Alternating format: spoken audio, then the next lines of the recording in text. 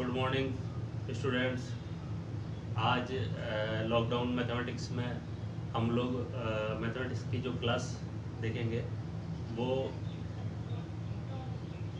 Topic रहेगा हमारा powers and exponent.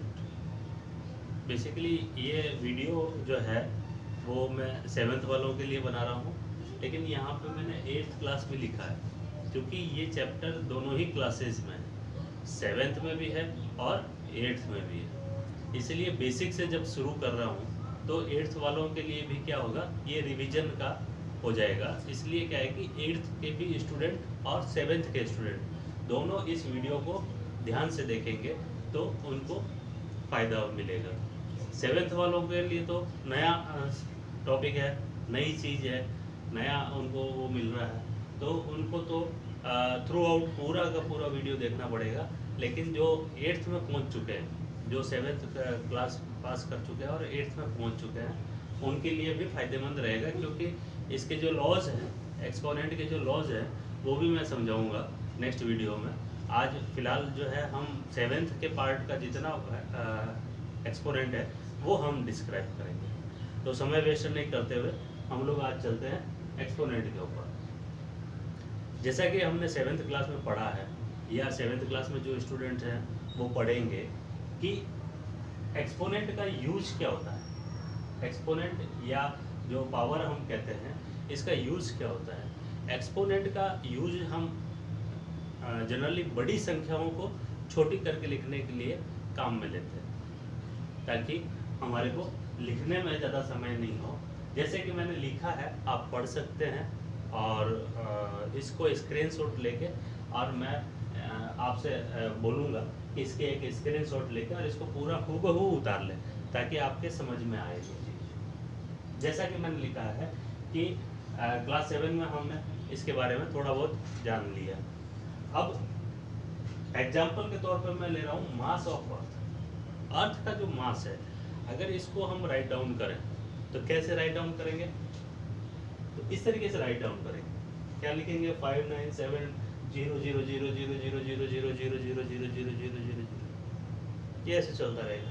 इतना केजी, इतना किलोग्राम अर्थ का मास है। अब अर्थ के मास को इतना लंबा लिखने के लिए मेरे को बोर्ड यूज करना पड़ा, कहाँ से कहाँ तक, यहाँ से और यहाँ तक। तो कोई ऐसी ट्रिक हो या कोई ऐसा मेथड हो जिससे हम इतनी बड़ी संख्याओं को छोटा करके लिख सकें। ये जो अर्थ का जो मास है ये भी छोटी संख्या है, इतनी बड़ी संख्या नहीं है।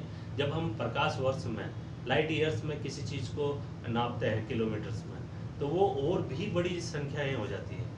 वहाँ पे हमारे को ये एक्सपोनेंट की ज़रूरत पड़ती है। अब एक्सपोनेंट को हम समझेंगे, उसके पहले ये देखेंगे कि एक्सपोनेंट को लिखते क्या हैं और पढ़ते क्या हैं और बोलते क्या हैं। जैसे एक सिंपल सा एग्जांपल लिया मैंने, 10 to the power 24, 10 to the power 24, 24th raised to the 10, ऐसा हम इसको पढ़ते हैं। अब इस संख्या को अगर हम देखते हैं तो इसमें ये 1 0 10 जो है ये क्या कहलाती है, बेस कहलाता है।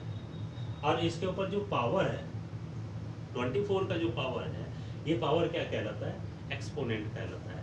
इसको यहाँ पे मैंने एक अलग ढंग से समझाने की कोशिश करी है कि अगर 10 एक संख्या है और उसके ऊपर x एक पावर है, यानी कि x क्या हुआ, एक्सपोनेंट हुआ। तो अब इसको पढ़ेंगे कैसे हम लोग, इसको हम पढ़ेंगे कैसे, तो इस तरीके से पढ़ेंगे, this is exponent and we read this as 10 raised to the power of x, 10 raised to the power of x। या तो ऐसे पढ़ेंगे या इसको ऐसे पढ़ेंगे, x पावर ऑफ द 10, या फिर इसको ऐसे पढ़ेंगे जो सबसे सिंपल मेरे को लगता है, हो सकता है आपको भी लगे, 10 to the power x, 10 to the power x, ये मेरे को सबसे सिंपल लगता है। अब यहाँ पे मैंने एग्जांपल लिया 10 का, ये लिया मैंने 10 का। अब सपोज करो कि 5 लिखा हुआ है और 5 का पावर है 2, 5 का पावर है 2। अब जैसे इसमें हमने देखा, ये 5 क्या हुआ, ये 5 क्या हुआ, बेस डिजिट हुई, ये क्या हुआ, बेस हुआ। और ये जो इसका पावर है ये क्या हुआ, एक्सपोनेंट हुआ। ये पावर क्या हुआ, इसका एक्सपोनेंट हुआ। इसको हम पढ़ेंगे कैसे, 5 टू द पावर 2 या 5 स्क्वायर भी पढ़ते हैं। अगर 2 ही है तो हम स्क्वायर पढ़ेंगे, है ना। और ज़्यादा अगर संख्या हो, जैसे 5 टू द पावर 5 हो जाए, ये 5 हो जाए, अब इसको हम क्या पढ़ेंगे, 5 टू द पावर 5। अब ये तो हमने जान लिया कि एक्सपोनेंट का यूज क्या है। यूज आपने देख लिया कि हम बड़ी संख्याओं को छोटे करने के लिए, लिखने में हमको आसानी है, वैसी संख्या में उसको कन्वर्ट करना है, तो उसके लिए हम एक्सपोनेंट का यूज करते हैं। एक्सपोनेंट को लिखा कैसे जाता है, पढ़ा कैसे जाता है, वो भी हमने देख लिया। अब हम एक यहाँ पे जो हमने एग्जाम्पल लिया था पृथ्वी के मास का, मास ऑफ द अर्थ लिया था, उसी की जगह हम इसी तरीके का एक अनदर एग्जाम्पल लेते हैं और उसको पढ़ेंगे। पहला एग्जाम्पल मैंने लिया 325,000, 325,000। इसको अगर वैसे हम संख्या में पढ़ेंगे तो क्या पढ़ेंगे, 1s, 10s, 100, 1000, 10,000 और लाख, 3,25,000। इसको क्या पढ़ेंगे हम लोग, 3,25,000। इसको लिखेंगे कैसे, लिखने का एक्सपोनेंट का अगर आप यूज़ कर रहे हैं, पावर्स का यूज़ कर रहे हैं, तो लिखने के लिए मैं बता दूं आपको कि पीछे के जो जीरो होते हैं, इन जीरो को काउंट करना होता है।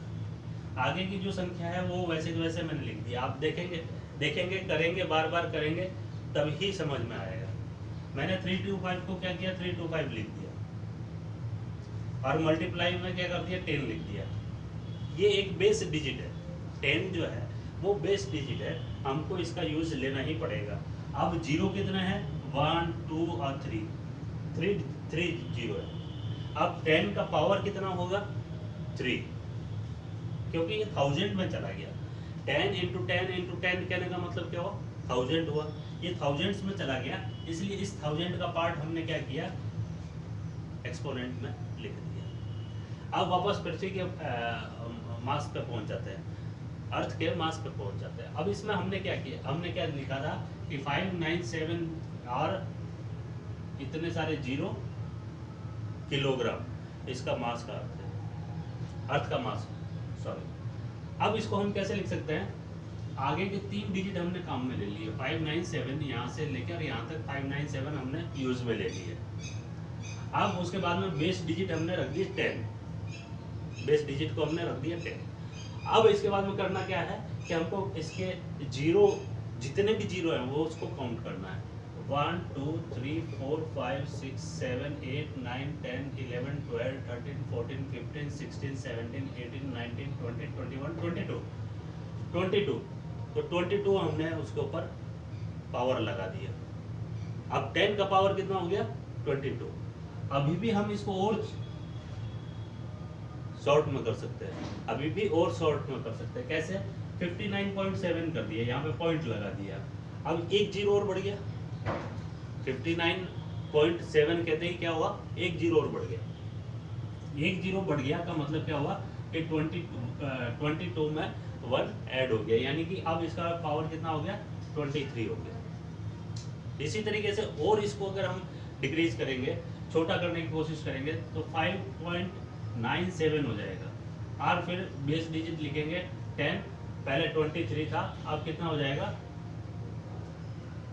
पहले 23 था, अब कितना हो जाएगा, 24। इसी तरीके से डिजिट को हम जीरो को जो है काउंट करते चलेंगे, और इस तरीके से हम एक्सपोनेंट का यूज करके बड़ी संख्याओं को छोटी संख्या में लिख सकते हैं। एक अनदर एग्जांपल हम लेते हैं, 1 0 0 0 0 0 0। अब इसको कैसे लिखेंगे हम, 1 की जगह 1 लिख दिया हमने, मल्टीप्लाई कर दिया और बेस डिजिट 10 लिख दिया हमने। अब जीरो काउंट करेंगे, 1 2 3 4 5 6, 10 टू द पावर 6। अब 1 लिखना, 1 लिखना, नहीं लिखना कोई जरूरी नहीं है। अब इसका आंसर क्या हुआ, 10 to the power 6, 10 to the power 6। अब एक इसी तरह से अगर ऐसा हमारे को लिखा हुआ मिल जाए 10 to the power 4, 10 to the power 4, इसका क्या मतलब हुआ, इसको हम कैसे लिखेंगे, तो 1 रहेगा ही रहेगा, 10 को 4 टाइम मल्टीप्लाई कर लेना है, 10 को क्या करना है 4 टाइम मल्टीप्लाई कर लेना है। जो भी ये डिजिट है उसके ऊपर जो पावर है, जो भी डिजिट है उसके ऊपर जो भी पावर है, उस टाइम उस पावर की वैल्यू तक हम उसी संख्या को मल्टीप्लाई करते चले जाएंगे। जैसे अब इसमें 10 था और 10 का पावर 4 था, तो 10 को हमने कितनी बार 1 2 3 4 टाइम इसको हमने क्या किया मल्टीप्लाई किया। ऐसे ही अगर 10 टू द पावर 6 अगर लिखा हुआ मिल जाए हमारे को, तो हम क्या करेंगे 10 को 6 बार मल्टीप्लाई करेंगे। 10 टू द पावर अगर 1 है, 10 का पावर अगर 1 है तो वो हमेशा 10 ही होगा, और 10 टू द पावर 0 होगा तब हमारे को ये एक चीज याद रखनी है कि 10 का पावर 0 होगा तो वो हमेशा 1 में बदल जाएगा। यानी कि 10 टू द पावर 0 कहने का मतलब हुआ 10/10 इक्वल टू 1। तो ये कुछ बेसिक चीज थी जो एक्सपोनेंट में और इसमें हमारे को पावर्स में देखनी थी। तो बेसिक्स हमने देख लिया कि एक्सपोनेंट कहाँ से स्टार्ट होता है और उसका यूज़ कैसे करते हैं, क्या क्या यूज हो सकते हैं उसको, है ना। अब ये सारी चीज़ें हमने देखी प्लस में, पॉजिटिव देखा हमने कि एक्सपोनेंट। अब हम देखेंगे, वो तो देखे हमने सारे पॉजिटिव, जितने भी पावर थे तो वो पॉजिटिव थे। 10 टू द पावर 5 बोलेंगे तो ये 5 अंडरस्टूड है कि ये क्या है 5 प्लस का 5 है ना। 6 टू द पावर 3 लिखा, तो 6 टू द पावर 3 लिखने का मतलब क्या हुआ कि ये 3 क्या है प्लस है। इसका सॉल्यूशन हम क्या करेंगे, ऐसे करेंगे 6 इंटू 6 इंटू 6, 3 टाइम्स 6 को मल्टीप्लाई कर दिया, ये इसका सॉल्यूशन हो गया। अब हम देखेंगे दूसरा जो टॉपिक आता है 7th में, वो आता है कि नेगेटिव अगर हो, एक्सपोनेंट अगर नेगेटिव हो, पावर अगर नेगेटिव हो, तब हम क्या करेंगे। तो अगर सपोज करो कि 10 टू द पावर -2 है, 10 टू द पावर -2 है, उस केस में हम क्या करेंगे। उस केस में कुछ नहीं करना है, इसका जो रूल है वो रूल्स का जो है मैं नेक्स्ट वीडियो में पूरा एक चार्ट बना के आपको दूंगा, जिसमें मल्टीप्लाई डिवाइड वगैरह सारी चीज़ें होंगी। वो 7th और 8th के दोनों के लिए कंबाइंड होगा। और डिस्क्रिप्शन में आप चेक करना, आपको होमवर्क भी मिलेगा